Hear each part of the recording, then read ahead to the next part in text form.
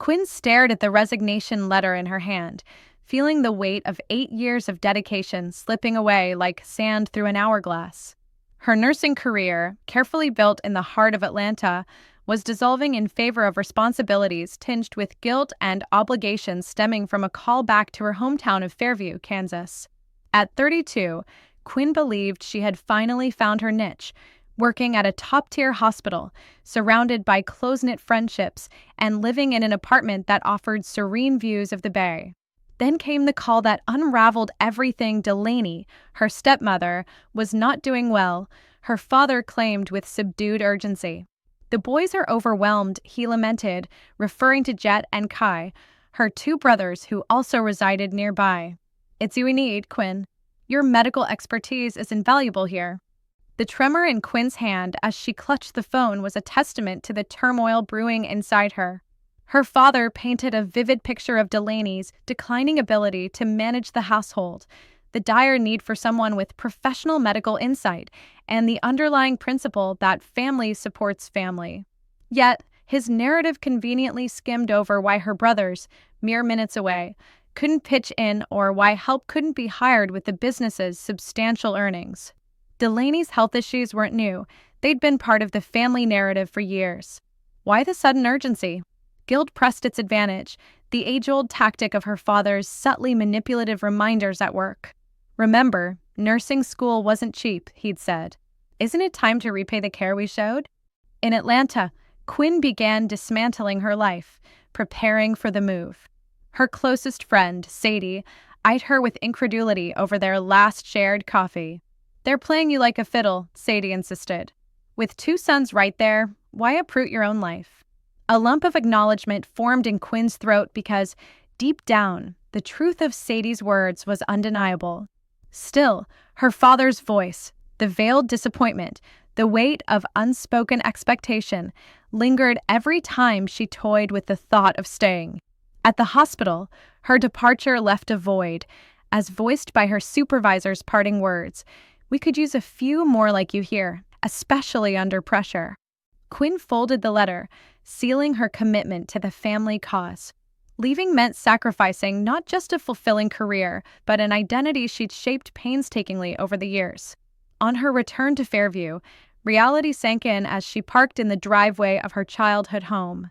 Her father stood on the porch, arms crossed, offering neither help nor welcome, just a curt directive to reposition her car for Delaney's convenience. No greeting, no acknowledgement of her sacrifice, nothing but immediate criticism. Quinn had relinquished her cozy apartment, squeezed her furniture into storage, and driven for endless hours with her cat, Echo, scratching in the back seat, only to be met with such cold indifference. Her father finally deigned to show her the basement apartment, an afterthought of a space where remnants of another era lingered. "You'll need to tidy up the place a bit," was all he had to say. Gazing at her new digs, the dingy basement that once functioned as a storage area, Quinn absorbed the stark contrast to her bright Atlanta abode. The apartment was little more than a room with a neglected bath area, lined with tired old carpet exuding the stale scent of mothballs, and windows that grudgingly admitted slivers of daylight. Her father's insistence continued. "Delaney's medication schedule needs attention, and the house is overdue for a thorough cleaning." Quinn sighed, setting Echo's carrier on the crowded floor, and mumbled, "I thought this was about medical care." "Family pulls together, Quinn. Don't forget why you're here," her father chided, his voice fading as he turned away, leaving her to face the dim basement that was now her world. The damp chill of the basement clung to Quinn as her father's words sliced through the air like an ice-cold dagger. "Does housework beneath your skills now?" he quipped, his tone laced with the familiar sting of manipulation that had ensnared her over many a phone call. Standing in that dingy, dim-lit basement, Quinn felt as though each moment chipped away slowly at the pillar of her hard-earned professional life. Her phone buzzed in her pocket, a brief respite from the oppressive reality. It was a message from her friend Sadie asking, "Did you make it there okay? Is the situation as grim as you expected?" Just as Quinn contemplated a reply, her father's presence loomed larger, clearing his throat to recapture her attention. "Delaney meets her medication with breakfast," he instructed, the demand brusque and devoid of warmth. The upstairs by 7 a.m. The basement's stale air seemed to close in tighter, revealing the stark disconnect between the life Quinn once knew and the stark expectations now being imposed upon her. Yet, even amidst her dissatisfaction, she identified each note of guilt and family obligation sewn into her father's voice, a tactical play in a broader game she'd been unwillingly drawn into. "You know, Quinn, that cat better not destroy anything," Barrett grumbled over his shoulder as his footsteps creaked up the stairs. From the kitchen above, Delaney's voice filtered down, sharp-edged and commanding. "Barrett, remind her to vacuum down there before unloading more boxes. I can hear the dirt clinging to the carpet from here." Below, Quinn-eyed Echo, her feline companion, who met her gaze with a look of royal indifference. "What have we walked into, buddy?" Quinn murmured, an edge of disbelief in her voice. The first week set a precedent that was hard to shake. Each sunrise began with Delaney's medication schedule, which gradually spiraled into a full roster of duties: house cleaning, grocery runs, meal prep, laundry service, and yard work. Quinn quickly realized nothing met Delaney's standards. "That's not how I'd fold towels," she'd critique, looming over her shoulder. "Too much detergent in that wash, and no wonder you're single with housework's your Achilles heel." Quinn's touted nursing skills were barely tapped into. She noted Delaney's ability to routinely attend bridge club outings and mall ventures, leaving her questioning the true nature of her health crisis. Meanwhile, Barrett remained engulfed in long hours at his construction enterprise, readily siding with Delaney whenever Quinn voiced concerns. "Delaney just expects things to be done right," Barrett would remark. "Paying attention to the little things might help you settle down someday." The jabs at her bachelor's status became a relentless nag. In contrast, Quinn's brothers coasted untouched. Jet stopped by once, barely concealing his eagerness to escape the scene after glimpsing Quinn cleaning windows. "Some of us have real commitments," Delaney quipped after Jet's hasty retreat. Quinn sought an ally in Kai, only to be met with a chuckle. "Better you than me, sis," Kai teased. Quinn was all too familiar, like the times she resorted her basement living space under the guise of reducing her anxiety or disposed of her cherished coffee mug because it clashed with her kitchen decor. Sadie, her old friend, persistently urged her to abandon the situation. "You're a top-tier critical care nurse," she texted. "Your former boss reached out hoping you'd reconsider. The position's still open." Yet every contemplation of leaving was snared by guilt. Family loyalty had been ingrained deeply, even at the cost of her self-respect. A startling revelation came precisely 1 month in. While tending to Delaney's cherished rose garden, Quinn overheard her chatting with her sister. "Barrett was a genius," she confessed, exaggerating my health issues to get Quinn back. "Now we've got free labor, and she can't protest, family ties and all. Though honestly, her housekeeping is hardly up to par." As her revelations echoed inside her head, Quinn's hands quivered, tearing at the weeds beside the roses. Free labor. Exaggerated health conditions. They had duped her into abandoning everything, not for medical necessity, but for servitude. That night, as she prepared the evening meal, grilled chicken cooked to Delaney's exacting preference, Quinn decided enough was enough. On her phone, she started a meticulous log, each task, each critique, every belittling remark. She contrasted time spent cleaning against any scant medical support Delaney truly needed. Her social media displayed a parade of tennis matches, shopping excursions, and bridge games. Some medical emergency indeed. Chicken's dry, again, Delaney derided at dinner, pushing her dish aside. "Really, Quinn? You'd think an accomplished nurse could manage basic cooking." Quinn looked to Barrett, hoping for a supportive word, met instead with indifference as Barrett silently reached for the salt. Delaney wasn't done. "And the roses, pruned without care, I see. You were hacking away, no finesse." Quinn's patience dwindled, a fire lit by accumulated indignation, as she braced herself for the inevitable confrontation that was growing long overdue. In the middle of dinner, silence clung to the room like an unwelcome guest. Barrett glanced up in disbelief at his daughter, Quinn, her words lingering in the air like an accusation that couldn't be unsaid. Ironic how your health never stops you from inspecting my work, she noted, setting her fork down. Yet, somehow, it prevents you from lifting a finger yourself. The quiet was palpable, broken only by the hesitant pause of Barrett's fork midair. Delaney's reaction was swift, her voice cold and sharp. What exactly are you suggesting? Quinn met their gaze with unflinching resolve. I overheard you boasting earlier about how you exaggerated your condition to bring me here. Free labor, was it? She asked, her voice gaining a hard edge with each word. That's a misunderstanding, Delaney retorted, the veneer of patience slipping. Is it? Quinn pressed, her temper flaring. Manipulation becomes crystal clear when you need a maid, but suddenly, you're fine for outings. Delaney's composure fractured. Some days are better than others, Quinn. Inconvenient tasks always seem to fall on my good days, Quinn shot back, her frustration boiling over. Barrett's face clouded with disapproval. You need to show some respect, he admonished. And you need to show some honesty, Quinn countered, her voice a battleground. Did you honestly believe I wouldn't notice that Delaney seems remarkably recovered when there's entertainment? What we've done for you, Barrett began defensively, his words a recitation of unearned debts. Quinn let out a bitter laugh, her indignation mingling with sorrow. You've done little but conned me into abandoning my life and living in a decrepit basement. We offered you a place out of generosity, Barrett insisted, his face reddening. Spare me, Quinn replied, her voice sharp as glass. I've been running your household for free tasks that would cost a full-time housekeeper a fortune. Barrett leaned forward. Family supports each other, is that so? Quinn cut in, a fierce resolve burning in her eyes. Then why do Jet and Kai lead their lives unburdened? They have families. And I had a promising career and a home that I cherished, Quinn continued, her words a dance of anger and pain. All gone because you lied about Delaney's need for health care.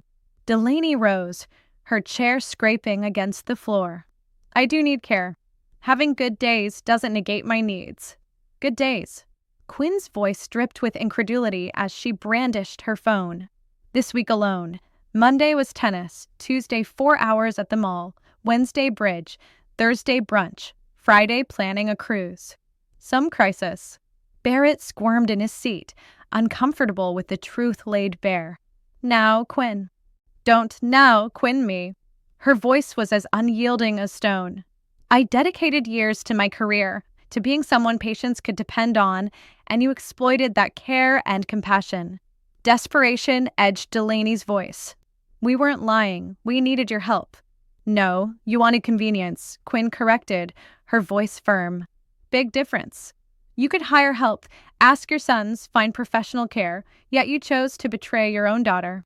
That's not fair, Delaney protested. What isn't fair is how you treat me, Quinn said, her voice tremulous with pent-up hurt. I don't deserve this moldy basement or constant belittlement. The weight of their betrayal bore down on Quinn, unleashing a storm of emotion that had been brewing since her arrival. And the worst part? If you truly needed medical help, I would have moved mountains to arrange it without ruining my own life. That's true family support. Pushing back her chair, Quinn rose, a quiet determination in her stance. Where are you going? Barrett's voice followed her as she headed to her makeshift quarters. I'm done being your unpaid servant, she declared, heading for the stairs. Her emotions roiling, she slammed clothes into a suitcase, the action echoing the finality of her decision. Loyalty isn't slavery, she said fiercely, turning to face them one last time. Aren't parents supposed to want their children to succeed, not orchestrate their downfall? A whispered storm brewed behind Quinn's eyes as she stood amidst their feeble attempts to contain a tempest. You didn't force me to give up my dreams, she echoed, incredulity coating her words like cold steel. I came here, misled by your deceit about medical needs. Keep your voice down, Quinn, her father, Barrett, chided. This isn't the behavior we raised you to have. No, Quinn shot back, her resentment blazing fiercely. You raised me to be pliable, to prioritize others' happiness over my own, and to feel guilt for pursuing a thriving career instead of forfeiting everything to serve as a glorified maid. Her cat, Echo, with impeccable timing, leapt into her carrier, sensing the imminent departure. If you leave, Delaney warned sharply, Don't expect a welcome mat when you return. Quinn paused, her resolve steady as she faced Delaney and Barrett. Your answer to everything threats and manipulation. Is that truly family? Quinn. Barrett attempted again, softening. We're here, are you? Quinn interjected. Or are you merely opportunists who twisted my compassion and professional abilities to your own ends? That's not family, that's exploitation. Behind Delaney's biting retort, you're being dramatic, Quinn noticed a shift in Barrett's gaze, a flicker of realization that perhaps for the first time acknowledged her as an equal, not a child. Let's talk, he offered, the words tinged with newfound sincerity. Find a better arrangement. No arrangement, Quinn replied firmly. I'm going back to Atlanta, to my career, to people who value me. Delaney smirked dismissively. That job won't wait for you. Actually, Quinn countered, relishing the moment, it will. They called last week, hoping I'd return. Delaney's facade crumbled at the revelation. You had this planned, she accused. No, Quinn denied, her voice steady. I held on, wishing you'd prove me wrong, that this wasn't just about exploiting my goodwill. She zipped her suitcase, embracing the freedom her decision brought. Each step toward the stairs lightened the burden of their deceptions. You'll regret this, Delaney shouted. I regret letting you ensnare me, Quinn answered, without glancing back. But leaving, that's the first choice I haven't regretted since I returned.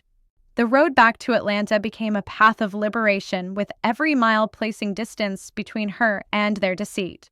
Echo rested peacefully, the car humming a comforting tune vastly preferable to the basement's gloom. Her phone buzzed relentlessly. Barrett's messages wavered between demanding and pleading. Delaney had rallied allies amongst her acquaintances, painting Quinn as the deserter. Her brothers reached out, though predictably neither volunteered to step into her shoes. Yet, through the cacophony of distress, other messages offered a lifeline. Sadie, her friend, arranged viewings for apartments near her former hospital. Her old supervisor confirmed her position awaited, the prospect sweetened with a raise.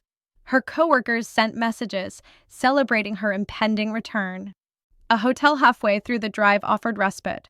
As Echo explored their temporary surroundings, Quinn sat on the crisp bedspread, allowing tears to flow for the exploitations she endured, not from regret, but from relief and a quiet, simmering anger. Her phone rang again near midnight, Barrett's voice attempting to mend what had been fractured. Delaney's upset, he started, but his words faltered under Quinn's silence. Or just upset that her unpaid servant's gone? Quinn, please. We can come to terms. Terms? Another ploy veiled as familial obligation? More tales of Delaney's ailments. We need help. Quinn's voice was firm. Then secure help like any household, not by siphoning your daughter's future. Silence stretched before Barrett spoke again, his voice subdued. I didn't foresee, I never thought. No, Quinn interjected, allowing her words to carry the weight of hard-won clarity. You never thought about the life I was giving up, the sense of being diminished in my own family's home. You saw only an opportunity for free labor. As the dawn light filtered through the cracks in Quinn's makeshift curtain, a newfound clarity illuminated her thoughts. She had been a cog in the machinery of someone else's convenience, her worth reduced to free help.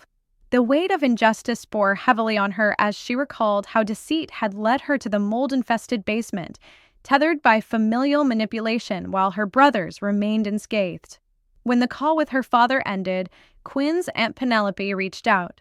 Unlike others, Penelope always had a clear-eyed view of Delaney's antics. Proud of you, she said warmly, the words offering comfort. They've needed someone to stand up to them for a long time. Not everyone sees it your way, Quinn remarked. At some point, they'll realize enabling Delaney solves nothing, Penelope countered with conviction. Let them deal with her demands. True to Penelope's words, Quinn soon heard her brothers were feeling the heat, attempts made to rope them into duties previously foisted onto Quinn. Meanwhile, in Atlanta, the warmth and familiarity of her old life welcomed her back. The hospital extended open arms and open doors. A new apartment awaited, complete with space for a home office Everything set in motion by her stalwart friend, Sadie, who helped select new furnishings to replace items stored at her father's. 2 weeks after her departure, Delaney chose to air grievances through social media, a lamentation disguised as a plea for reliable housekeeping help. Her online missive, dripping with passive aggression, accused modern children of lacking familial duty. The backlash was swift and revealing. Cousin Layla, a summer veteran of Delaney's dubious employ, exposed tales of similar hardships. Others chimed in, rendering Delaney's carefully managed facade tattered and exposed.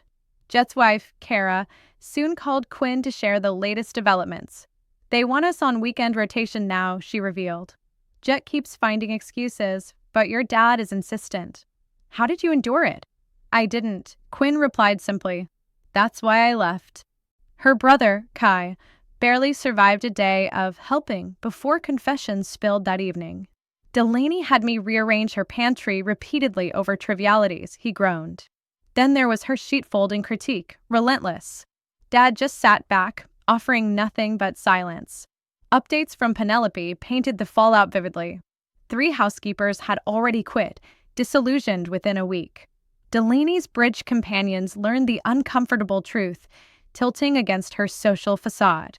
Her father, Barrett, found himself burdened with reality, realizing, perhaps for the first time, that professional housekeeping taxed budgets and patience. Barrett did his own laundry, Penelope declared. A first in 2 decades. 1 month post-return, Quinn's supervisor called her in, dispelling apprehension with a promotion offer. "We missed more than your skills," the supervisor praised. "Your integrity sets you apart." That evening, embracing tranquility, Quinn watched the sunset ripple across the bay. Echo sprawled lazily on the windowsill, the epitome of feline contentment. Her father's text drew a mere shrug. "The house isn't the same without you," he lamented. "Delaney misses your help." Quinn's response was curt and final. "I'm not available anymore." 6 months elapsed before the unexpected call came from Kara. "You'll want to hear this." Kara's voice carried both urgency and amusement.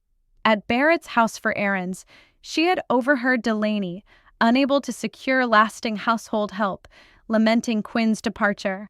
Quinn was so much better, Delaney lamented. At least she couldn't leave when critical. It didn't surprise Quinn anymore. Kara relayed more cautiously, and Barrett? He actually told Delaney it was her fault, told her how different things might have been if she hadn't driven you away.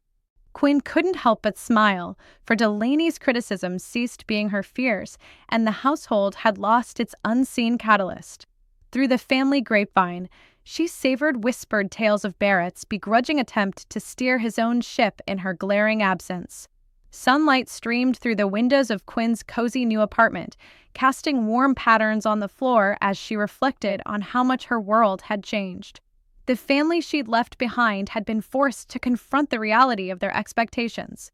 Delaney, once adamant about maintaining her household's pristine condition, now had to relinquish her grip.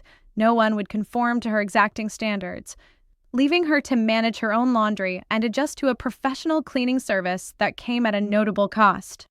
The garden, once her pride and joy, stood unkempt, a testament to her refusal to entrust anyone else with its care. Aunt Penelope had sent Quinn a photo, the tenderness of neglected roses now overtaken by weeds. "Karma," Penelope had texted, with the kind of humor only she could muster, "is indeed a master gardener." Meanwhile, Quinn thrived. She embraced her new role, a well-earned promotion that now included teaching aspiring nurses, and entered into a relationship with a partner who valued her career and independence. When the holidays rolled around, Penelope broke tradition by hosting the family gathering, offering an escape from Delaney's critical eye. Entering the gathering with a pie from a local bakery, a choice that would have scandalized Delaney, Quinn noticed the relief etched on her brothers' faces.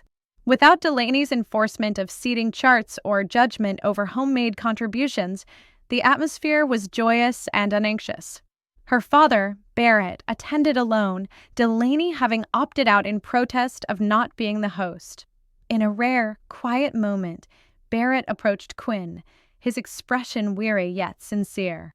I've reflected on the past, he began, his voice heavy with regret. I watched you become a person of great integrity and strength. I should have supported you more, but instead, I let it unravel. Why? Quinn asked, the question lingering between them. It was easier to appease than to stand up for what was right, Barrett admitted, the admission carrying a weight he had long borne. It might not have been a full-fledged apology, but it was an acknowledgement, more than Quinn had hoped for. While they might never reclaim the closeness they once had, this honesty was a bridge baby steps long. Later, as Quinn helped Penelope with the dishes, joy bubbled within her at how liberated she felt, no longer bound by impossible standards or the need for unattainable approval. You know what the best revenge is? Penelope asked, handing her a dish to dry, her eyes twinkling. What's that? Quinn replied, curious. Living well, she asserted with a smile. And Quinn, it seems like you've mastered that art beautifully.